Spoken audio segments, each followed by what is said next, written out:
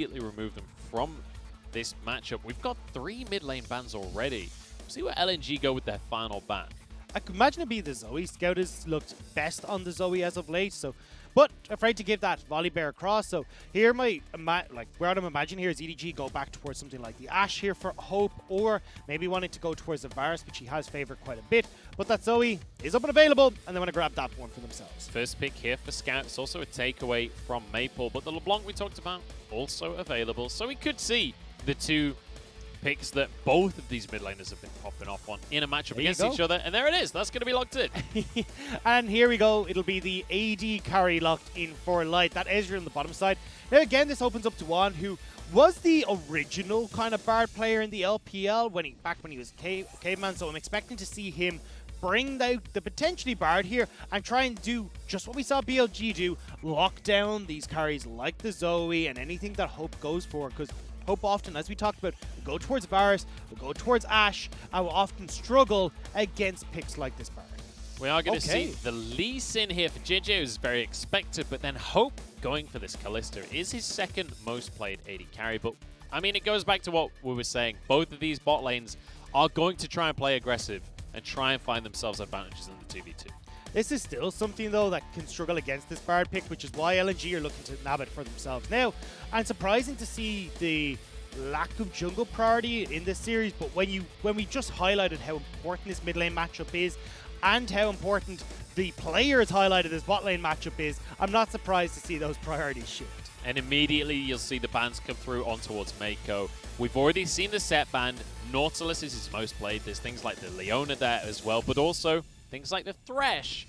So I'm curious which one LNG will go for a ban, or if they just look to ban away something from a solo lane. I think the Thresh is the best option, especially when you're playing against the Bard. You do tend to struggle against aggressive laners like Thresh, especially when they're enabled so heavily by this Kalista. Set band away means you're not going to get anything funky like that set Kalista combo, so this makes the most sense. And so now EDG, they're focusing on towards XX in the jungle. They've removed a Rek'Sai from the equation since they already have that Lee Sin. It's an incredibly favorable matchup. So for Mako, I'd love to see him go over towards the Leona here. I think this is the best bet here to get your guaranteed engage. You can also then have Xiao Shang if he wants to. Go towards something like the Camille, which he played quite well in their last series, but we'll have to see if that is the thought process here from EDG. Whereas over on LNG side, XX, his most played has been the Trundle. He's going to go back towards that, and we'll have to see what the decision here is as we go forward in this draft. If that's locked in, I will be a very happy sailor, but I don't think it will be. But the Tyrant gun is still also incredibly strong. I'm going to stop talking about hovers here. We'll wait and see what Mako's actually going to lock in. I'm just excited that they are going for something aggressive in this bottom lane. We are going to see something that wants to make plays with a Lee Sin in the jungle as well that can move down towards that bottom side to set things up. The only thing about this Taric pick is that when you look towards that bottom lane, okay, yes, you can get onto the Bard. That's fantastic. The issue, though, is trying to lock down this Ezreal isn't going to be too easy. And we've seen how well LeBlanc can do against something like a Taric because she bursts so quickly, Taric can't get the Cosmic Radiance down. And, well, I'm seeing the Quinn. Okay, Flandre. Flandre wants to win this game. He wants to style on Xiao Shang, who locked in that Renekton. And we all know how this matchup goes, except for one time. One time with 369 into calm, but he's an outlier. He's a different story. But just for anyone who doesn't know, Flandre is more than capable of playing these AD carries. He used to be known as Saint Gun Bro because of his Lucian play. Quinn fits into that style as well as this AD carry top laner. And against this Renekton, he's going to be looking very, very good. So when we actually looked at Xiao Shang as being the potential split pusher, LNG have flipped that on its head. And when you've got a Trundle who can do a lot of work, you've got a Bard who's got great disengage, and Ezreal who's capable of taking care of himself, well, you can now open up into these 1-3-1s or even just opt into a 1-4 with LeBlanc trying to pick people off as she moves around. Well, Lyric told me a couple of times that LNG's win record is entirely tied to how much faith I have in them. Oh, true, actually, yeah. And they're currently on a 9-loss streak, so clearly the faith hasn't been very strong. But I do have faith in Flandre being able to work well with this Quinn. He's got the perfect matchup. He has so much room to work with. And I'm really wondering whether JJ is going to try and focus on towards his top side, try and stop the bleeding there for Xiao Shang, or if he just sacrifices that lane, tries to get Hope ahead instead. I think the best bet here for both junglers, honestly, is to play pretty heavily through this mid lane. You can do really good when you try and set up both Scout and Maple. You've got strong junglers that can do so, and we'll have to see if that's going to be the case.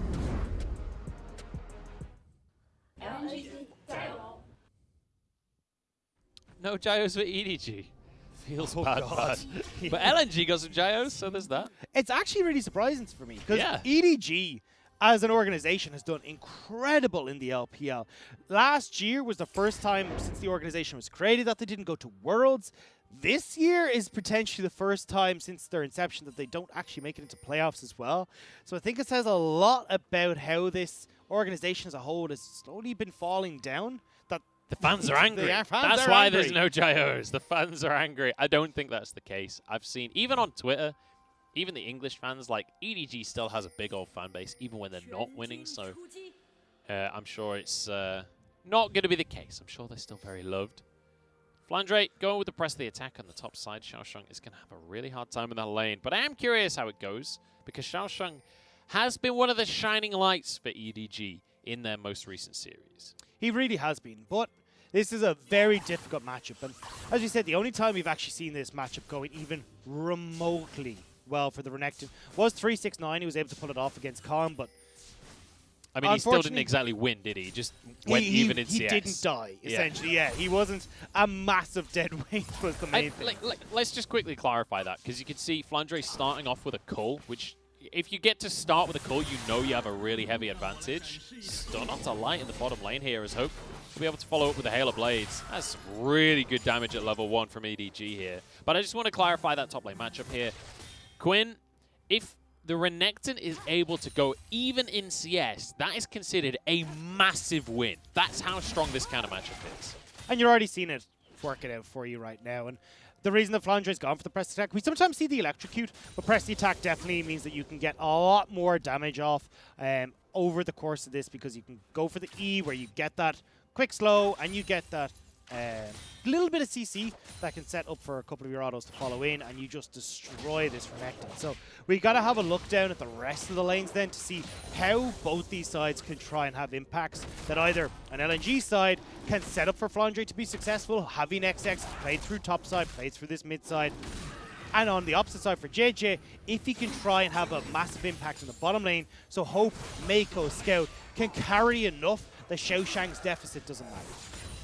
It does feel like a lot of this game is going to be decided in the mid lane, in the mid game. Sorry, I mean, we've got the Renekton, things like the Zoe and the LeBlanc both want to play around kind of 1 and 2 items. Both of these AD carries love to play once they get towards 2, 3 items and stuff. I mean, Kalista obviously before that as well during the laning phase, but it does feel like around the Dragons we could have a lot of skirmish. We certainly could. And if LNG are the ones that are coming out on top and they're the ones with the tempo advantage, it's very easy for them to roll into a solid 1-3-1 in the mid game. I wasn't certain what Maple's summoner spell of choice was going to be, but opting towards the teleport over the Ignite of Scout means that Maple can now play off in the side lane. He can be a split push threat alongside Flandre, and they can look to dictate the pace of this the sides of the map and not give the opportunity for EDG to find these big fights where you can have work with the Cosmic Radiance, you can get Hope into these situations where he can carry off this Kalista. So you see JJ focusing on the bottom half of the map right here as he goes for this Scuttle Crab. LNG's Gromp will have just spawned as he moves into this jungle, so he should be able to sweep that up for himself. In fact, just going to get some vision and takes this opportunity to head home. Yeah, it's more about the figuring again out what the route for XX is. So he knows, okay, XX... Actually, did he see it spawn? I wasn't... He didn't see it spawn. So, he placed the ward after that. Yeah, he should have been able to click on it though and see that it's level 3. So we'll know, okay, well, this is just respawn. We know that XX will have started on this bottom side of the map. And we'll spot at XX there anyway to clear it off. So they know now what this Trundle route is. They can try to play around it a lot more. But as you can already see from a couple of pings potentially on this top side, Flandre is expecting some sort of push, especially because Xiaosheng has done a good job of at least holding this wave out in front of his tower and giving the opportunity for JJ to go to a gank. Yeah, but just look at that CS deficit already. He's on double the CS in that top lane. Granted, there is a big wave there, so that will shrink slightly, but Flandre is going to make sure that Xiaosheng has a really hard time getting basically any of these minions. Although we're talking about JJ potentially ganking top just as an opportunistic one, his best bet here is really to play through Hope and through Scout. And I want to see both junglers honestly play pretty heavily towards this mid lane. XX wants to try and just get a Trundle Pillar at these early stages set up for the likes of that chain on from Maple, so they can then have Maple ahead in the side lane and start to unlock Maple in this mid lane a little bit. Whereas on JJ's side, it's about getting Scout ahead so they can fight towards these dragons and make sure they've got a nice lead on their 4-man units to try and push their early to mid game advantage. I would love to see exactly that. I would love to see Maple kind of unleashed from this mid lane on the LeBlanc, because when you think about Maple, there's obviously JJ starting off the Dragon. He's got so much priority in the bottom lane. Scout spam priority in the mid lane. He's going to be able to get this Dragon uncontested here.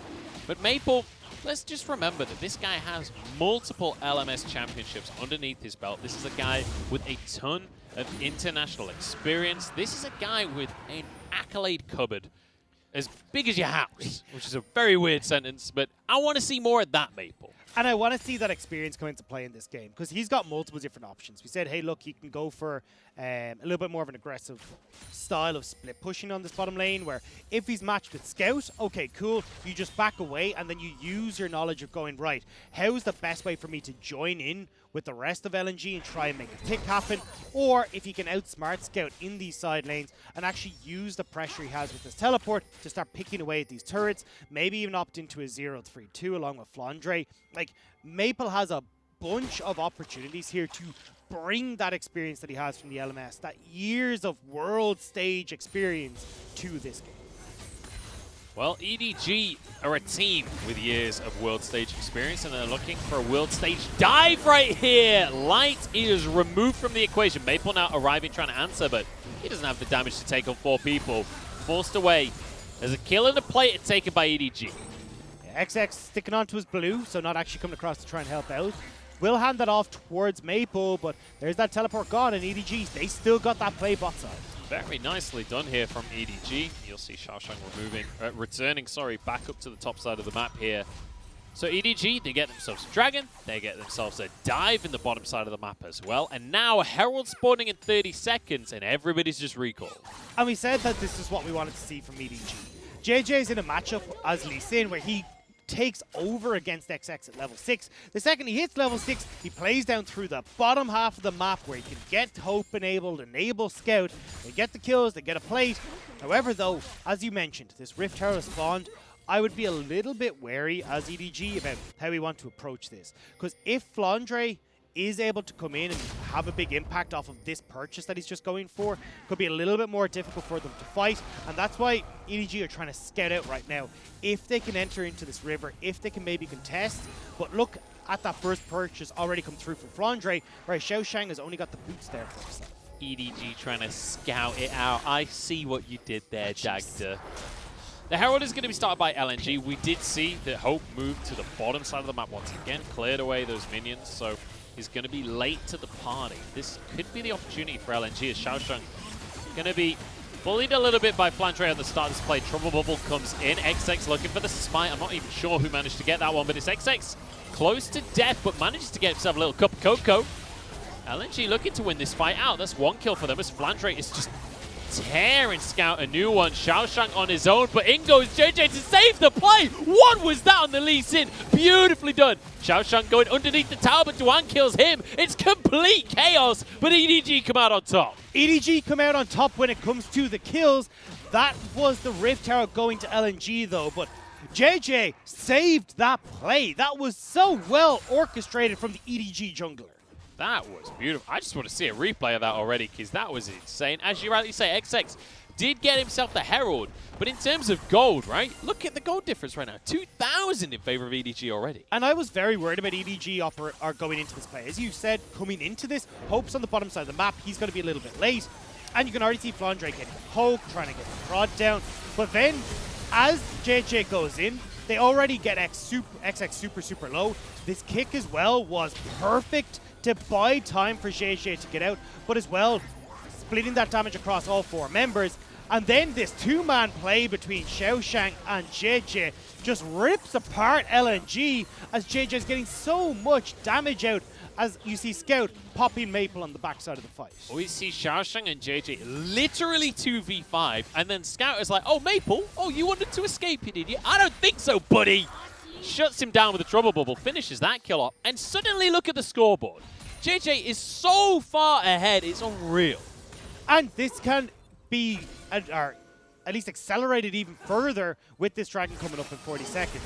You've got ooh, maybe not if that's the play, but you still got a Tarek there. He'll be able to hold you up and keep those heals coming through. But you've already got, okay, really strong jungler with the Dragon kick up and available again. Hope has just backed it. He's looking pretty damn strong here. Cosmic Radiance is still available for EDG as well. A lot of this is going to be on Duan. How that Tempered Fate can maybe shut down Hope, Mako, Scout, and potentially look for a Dragon fight here, but Flandre already backing. He wants to make his way, well, I was going to say potentially down towards this Dragon, but when you've got XX still hovering on this top side, it looks like it'd be no contest here from LNG. I can't say I'm that surprised. They are 2,000 gold down right now. This is not the fight you want. Like, you're not hitting item spikes either. Like, just let him have this one. It's only a second Drake. Look towards the soul when that one comes up, when you've got a few more items for yourselves. That's what I say. But then I'm not the shot caller. But it does work. I'm a mere spectator, Dagda. I don't know if you knew that. Yeah, that's what I was actually curious about, because Flandre used to be the shot caller on LNG, and then obviously there was the mixing around between him and Shenlong. So I'm curious to see who the shot caller now is on LNG, or if it is still Flandre with that main voice in the squad. But either way, look, Flandre, he's the benefactor of a Rift out there, so he's going to be very quickly accelerated. Blade of the Rune King already completed. That Cole just popped as well. He is going to be massive in this side lane. The thing is, it's how well can EDG get control of the rest of the map, so Flandre struggles to operate within this Quinn Renekton. And that's the thing, right? 20 CS advantage is nice for Flandre, but actually that's not the end of the world right now for Xiaosheng. He's fine with that. He's got himself a Bramble Vest, so yes, his build is going to be slowed down, but ultimately, I've seen this matchup go way worse in the past. Now with the Bramble Vest as well as Ninja Tabbies, he's going to be able to withstand a lot of the pressure from Flandre a little bit more easily. The thing is, though, we're not seeing a lot of proactivity from... Ooh, Trouble Bubble from Scout here. That is massive damage onto Maple. He just one-shot him. And this is why you don't give Scout this Zoe. He is so damn good with it. I was surprised it got let through. It was first picked, and you could see the reason why. He only has a lost chapter, Dagda. How is that okay? What? So he's only got a lost chapter. Okay. But he's also gotten, 2 kills. He's pretty far quickly accelerated into this build. He still has the Ignite. He's opted for the Electrocute as well, which we don't oftentimes see. Usually it's the Unsealed Spellbook that we see. This is what a Zoe of this caliber can do, especially as he was a level up, now 2 levels up in this matchup. He's feeling pretty good. Yeah. Off the back of that. 2-0-3 in the mid lane. We've got 3-0-2 in the jungle as well. Everything is feeling pretty great. If you're an EDG fan, if you've held with them through the hard times, fair play to you, because Flandre might just be in trouble as well. Xiaosheng starts that fight. JJ, just a little too late to the party, though. And it will mean that Flandre gets away with his life. Obviously, the cleanse from Flandre is going to make these kinds of plays much more difficult to pull off. Flandre's still okay, though. He's just going to farm up on this top side. Gets a little bit of damage onto JJ. Get out of it, says Flandre. JJ took more than half of his health just trying to get that Krug. Oh, it gets a sneaky one, though. The big thing here for me, though, is that we're seeing LNG fall into this trap where they don't particularly do anything in the early frames. XX had control of this early matchup. We talked about how we wanted to see him play through Maple in the mid lane. You can at least, level 5 and beforehand, set up plays through Maple to get Scout out of this lane, but he never actually did it, and now you can see the results. Scout's massively far ahead. He's getting a bunch of turret plates. He's getting a bunch of damage onto Maple, and when EDG are ahead, this Zoe pick is enabled so much more. And just look at where that gold from the turret plates has gone as well. 520 on either of those carries. Hope is going to be coming online shortly as well. We mentioned the Kalista and the Ezreal. Those 2 item spikes are going to be huge for both teams, but when EDG are already almost 4,000 gold ahead, I gotta say, it's gonna be coming a lot quicker for EDG. Now XX trying to invade, but Xiaosheng, he wants to fight over these Krugs. Scout's over nearby as well. With Flandre coming, maybe they're gonna try and make a dive happen here. Xiaoshang in a little bit of trouble. XX moves in. Xiaoshang flashes away, but I don't think there's any way out of this one. Maple grabs himself that kill. There are no minions, though, so the tower won't go down just yet. Tempered Fate just went wide of Scout. JJ has Rift Herald. You've already got Hope tearing through this tier 2.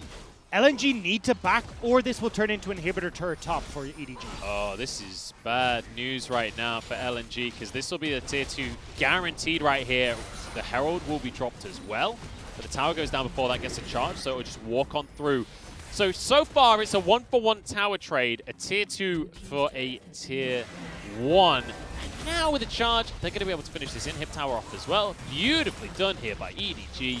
A 3-man play that just completely answers everything LNG wants. And the thing is, look at where Flandre wants to play. As this Queen, he wants to be down at this bottom side of the map. He doesn't want to have to stick in this top lane and consistently push against Xiaoshang. Now, with that top lane exposed, though, and with how far EDG are ahead as this 4-man unit, they can continuously push in mid, have a little bit of pressure towards the top side where Scout pushes in, then moves in towards mid to group with the other 3 members of EDG, and they can really put the work on towards LNG. So next Drake's going to be Cloud. It's just spawned on the map. And so my question to you, Dagda, is with all of these macro plays going pretty horrendously for LNG, with the fact that all of the fights so far have been going the way of EDG, with the fact that everybody on EDG is incredibly fed, and well, I can't really say the same thing. I feel like for this LNG, isn't going to end with a happy question, is it? What on earth do LNG do? How do you get out of this situation? Because I feel like they're meant to be winning like in the next 5 or 10 minutes of the game, right? Well, it's a little bit different because obviously you've got this Quinn matchup into the Renekton. The whole idea here is with this competition from LNG to play through Flandre. However, you're going to be forced into fights because EDG have got Cloud Soul. EDG are very much on pace for a incredibly fast. No, I mean not yet, but it's Cloud Soul's spawn. You have to fight for it. You've got that Elder Dragon as well that's going to be coming up that you will be forced to fight for. There's a lot of these things that now force LNG to away from their composition win. I was careful with that. Away from the way their composition wants to operate. And EDG are free to continue pushing, force Flandre out of these lanes because he has to come back and help the 4-man unit. Because look at Scout. If Scout hits anybody at the moment, he's going to deal half their health back. I mean, he was already one-shot people with just the last chapter. Maple gets ignited, tapped out of the play. And XX is going to be able to at least smite the blue buff, so they keep their buff for themselves, but they're just struggling to contest anything at this point. 4 minutes until that Drake, though. So at least there's a bit of breathing room here for LNG, for the time being at least. Maybe not, because Scout wants to make some plays, trouble bubble. They're not going to commit them. They're just trying to get some vision control, make sure that they're pushing in. And right now, this is the hard part for LNG, because Maple's in a position now where he can deal some good damage. We saw it in that last engage, but he's still at this point where as he starts to fall further and further behind to Scout, the opportunities for Maple to have a bigger impact from Scout, or then Scout, become a lot less. Hope is also in a pretty good position right now where he's going to be coming online with this Ruinance Hurricane coming up second, so it'll be just about in time for this final Dragon fight. And it looks like it's a little bit skewed for in EDG's favor, where LNG are sitting 4,000 gold behind and they haven't even hit the 20-minute mark. So it's more than a little bit skewed at this point, I'm Dagda. trying to be positive, all right? I'm trying to. I appreciate so you, Dagda. I appreciate the positivity. But I'm positive for EDG right now because you know what? I'm an impartial commentator. I am entirely unbiased. But LNG cannot make playoffs. This win, realistically, for LNG doesn't matter that much. All they're looking for is wins for essentially morale, right? And obviously they're going to try and win, but it's not like they can make playoffs. EDG, on the other hand, can still make playoffs. The dream is still alive. And if they can play well, if they can play like this, I'm excited. And look, let's look at it, because EDG, this game against LNG, they then have BLG, V5, E-Star. BLG versus EDG. If EDG win this series, is another potential for that upset, where it's either EDG or BLG in that series will be keeping their playoff dreams alive. And if EDG manage to come out on top, they can play against V5. It's a tough uphill battle against V5, but maybe EDG can do it. So you're saying there's a chance. Xiaoshang, though, will not have a chance. He's in a 2v1, and, I mean, he got a little heal off, so good job there, mate. But that's about that. Massive mistake from Xiaoshang, look, when you're on a Renekton pick like this, you are hugging your turrets. Your job is to wave clear as quickly as you can and then just avoid as much poke as possible from Flandre. The fact you've now given the opportunity for Flandre to get a bit more gold, get control of this bot wave, it now opens up Flandre to either move and get these picks with the man advantage or put some damage onto this bottom lane structure. However, because EDG aren't in vision right now, he's just going to hide in the jungle. That True Shot Barrage says a lot about where LNG feel like they are in the game right now. The fact that he has to True Shot Barrage to check if Baron is being snuck away says a lot about how confident LNG are in checking this jungle. It is also because they committed. Uh-oh, Trouble Bubble, followed by a stun. Everything onto XX. And with a pick onto the jungler, remember we were just checking the Baron a second ago? Well, that's a very real possibility all of a sudden. Especially when Xiaoshang has his teleport up and available. The other option here for them is to, well, looks like they're going to turn straight towards the Baron. But I was going to say, just move over, get some vision, see if they can look at this next Cloud Soul that's about to spawn. But they're happy to go for this objective. You have a Kalista, you've got the Smite. Yep, so here we go, 4v5, because Xiaoshang is coming in on a flank. Tempered Fate to make sure the play keeps going, but bear in mind, Mako is on this turret, so they would love to go for this team fight. Xiaoshang with a stopwatch to keep himself safe, but now he's just trying to buy time. The Baron taken out by EDG, and they want the fight as well. There's one pick onto Maple. It's traded 1-for-1 here. The EDG, they've got away with the Baron. They're happy with that. And there you go, 1-for-1. Maple and Xiaoshang both have teleport, but it's less than 30 seconds until that next dragon is spawning, and EDG are just going to walk their way over, although as I say that, the back of that play is what we call a solid oof for the side of LNG, as they're going to now try and contest, but Flandre just narrowly dodges the stun here. Damage out of Scout as he goes in. JJ as well, trying to follow up. Going to be able to force everyone away. And now move over to the Drake. They have bought a little bit of time though. Maple will now be up, Xiaoshang will be up. I don't think it matters massively. EDG have already done the damage, and especially with Flandre's flash being down, he's not going to be pumped to win in these fights. So Baron there for EDG. Now they got that Cloud Soul as well. And you got multiple people who can use it super well. But looking at this fight anyway, you do have the Tempered Fate that goes in and locks up a couple of people, but nobody on LNG is actually able to go in and engage. Like, it's not like you've got an Ornn, or you've even got a massively tanky support like a Thresh or an Alistar or something, or an Nautilus that can go in and set up the fight, and you can literally see LNG look at each other and go, no, you go first, I'm not going in there. And it just gives the opportunity for that Tempered Fate to wear away and EDG to fight back. They tried to buy some time, and they bought exactly how long Tempered Fate lasts for, and nothing happened, because Xiaoshang came in from the flank, and this is the thing, right? We said in this matchup between Quinn and Renekton, so long as the Renekton is remotely close to even, it's kind of fine. Like, we haven't seen Flandre being able to get pressure on the rest of the map. Like, you want him in a side lane getting pressure somewhere. That doesn't happen when you are this far behind on the rest of the map. The idea is to have your Quinn so far ahead that she's just solo winning the game, or that the rest of the map is going okay, so Quinn can just keep herself in check, keep going up against the Renekton, and slowly win you the game. However, that hasn't happened, because honestly XX hasn't had impact this game. He's done, well, hasn't looked at any sort of real ganks, and it means that EDG, who made these bot side plays off of JJ, who then were able to turn around these Rift Turtle fights off of JJ as well, have now set themselves up beautifully in this mid game.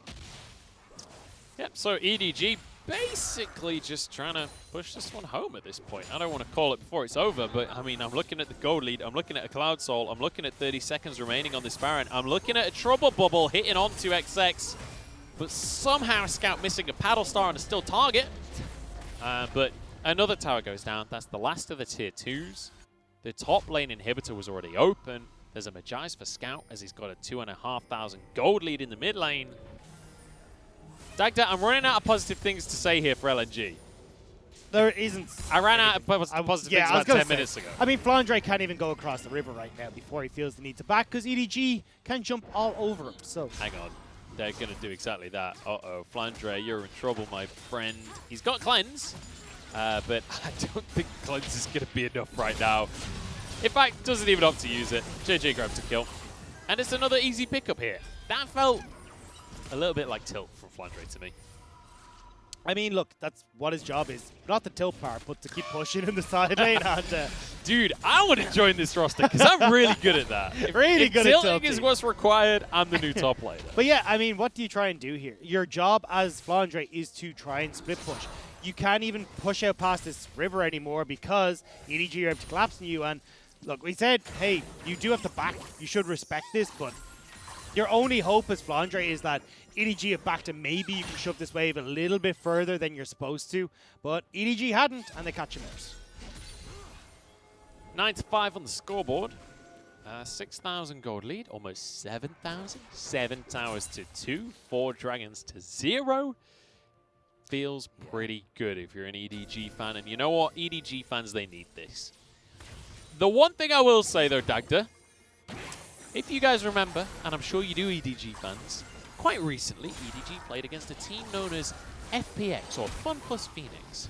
And game number 1, like, damn near beautiful. Flandre's going to be caught here. He's going to get away with his life. Tuan as well, barely escaping with a magical journey. Maple looks to trade this one. He's ignited. The Rend isn't quite going to be enough, but the Pierce will. And XX now just trying to clear minions before everybody arrives. He'll get away with his life here, but the tower will not survive. This will be at very least 1 inhibitor for EDG. And they win themselves yet another fight. Slap in LNG with this ridiculous gold lead that they found for themselves as Flandre once again just walking into everybody for absolutely no reason. But this is kind of what we saw in game 1 against FPX. We saw them just running rampant. We saw them getting a lead early and turning it into a magnificent victory. Now we need to see EDG turn this into a series. I mean, look, they're going to be able to close this out for game number 1. With how dominant they were here, I don't know. I don't have high hopes for LNG for game 2, but they will clear out these 2 Nexus turrets. It's going to be the tower call to keep everybody safe like they were ever in danger in the first place. See you later, Maple, as Hope just dances around on 1v3, stacking up the Rens. They're looking for some extra kills. Ingo's JJ onto the fountain, gets out with his life somehow. 13-5. And honestly, as clean as can be. Super clean from EDG and great setup from JJ at the beginning of that game to work with Scout. They get Hope ahead. Xiao Shang is able to absorb enough pressure in that top lane from Flandre that